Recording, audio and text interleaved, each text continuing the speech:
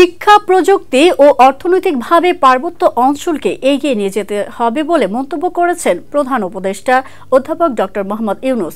বুধবার সকালে 10:30টায় রাঙামাটিতে আয়োজিত পার্বত্য জেলা পরিষদ প্রশিক্ষণার্থীদের সঙ্গে ভার্চুয়ালি মতবিনিময় সভায় একথা বলেন তিনি।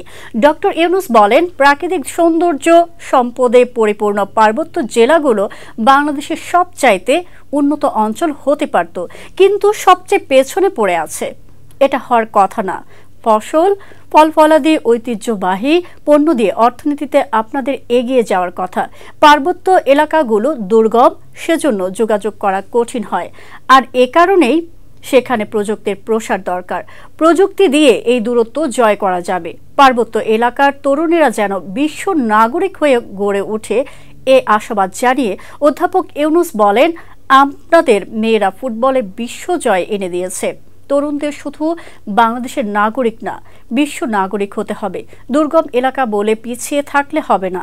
সীমাবদ্ধতা থাকবে, কিন্তু মনের সীমারেখাকে বাড়িয়ে দিতে হবে। সারা দুনিয়ার মানুষের কাছে নিজ কৃতিত্ব দিয়ে পৌঁছে যেতে হবে।